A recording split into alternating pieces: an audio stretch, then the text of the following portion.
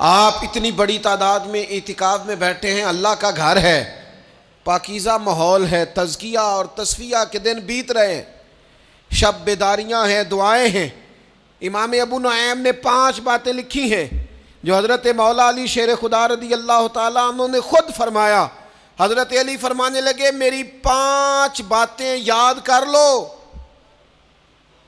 اور فرمانے لگے اونٹوں پر بیٹھ کر تلاش کرنے نکلو گے تو یہ باتیں تمہیں ملیں گی کہیں بھی نہیں، لے لو ہم سے حاصل کر لو، یہ فیض ہے۔ فرمایا ڈھونڈنے نکلو گے نا، ڈھونڈنے تو تمہیں یہ ملیں گی، ڈھونڈنے سے نہیں چیزیں ملیں گی۔ فرمانے لگے 5 باتیں لے لو یار حضرت شیر خدا کی 5 باتیں، آج اس کو سبق کے طور پر رٹا لگا لو، اسے یاد کر لو، دل میں بٹھا لو۔ شیر خدا کی 5 باتیں، علم و حکمت کا نچوڑ، نبی پاک صلی اللہ تعالیٰ علیہ وسلم سے لیا ہوا فیض، وہ حضور کی امت کو بانٹتے ہیں، اپنے سے محبت کرنے والوں کو عطا کرتے ہیں۔ حضرت مولا علی شیر خدا فرمانے لگے 5 باتیں لے لو، تم اونٹوں پر بیٹھ کے نکلو گے تو تھک جاؤ گے، لیکن یہ باتیں تمہیں کہیں نہ ملیں گی۔ حضرت علی باتیں بیان کرتے ہیں، فرماتے ہیں پہلی بات یہ یاد رکھنا، بندے کو امید صرف اپنے رب سے رکھنی چاہیے۔ جیت جاؤ گے دوستو دنیا میں اگر یہ بات آ گئی، بچ جاؤ گے، دل ٹھنڈا رہے گا، بے قراریاں، بے چینیاں، پریشانیاں جان چھوڑ جائیں گی۔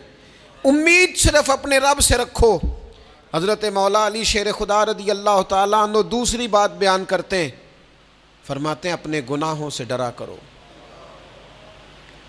تم غریب ہونے سے ڈرتے ہو، تم تنگ دستی سے ڈرتے ہو، تم لوگوں کی دشمنی سے ڈرتے ہو، اپنے گناہوں سے ڈرو، کہیں ایسا نہ ہو کہ تمہاری نافرمانیاں رب کی ناراضگی کا سبب بن جائیں۔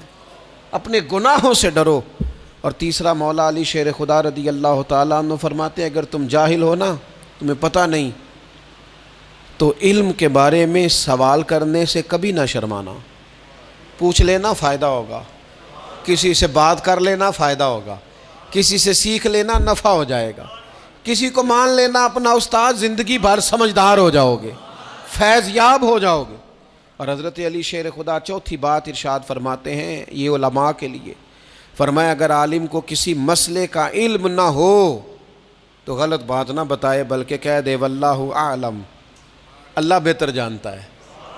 یہ بات یاد رکھیں، جس بات کا پتہ نہ ہو، جس کی خبر نہ ہو، جس پر عبور نہ ہو، اس بات کو آگے بیان نہ کیا جائے، اور کبھی بھی غلط بات نہ بتائی جائے۔ یہ حضرت علی شیر خدا ہمیں سبق دیتے ہیں۔ اور 5ویں بات حضرت علی شیر خدا ارشاد فرماتے ہیں یاد رکھنا، ایمان میں صبر کی وہی حیثیت ہے جو جسم میں سر کی حیثیت ہے۔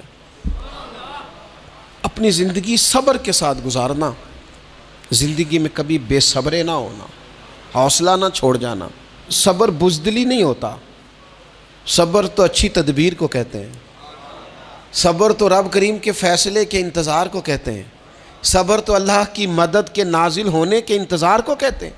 فرمایا جو تمہارے جسم میں سر کا مقام ہے وہی ایمان میں صبر کا مقام ہے۔ یہ مولا علی شیر خدا نے ہمیں 5 باتیں دی۔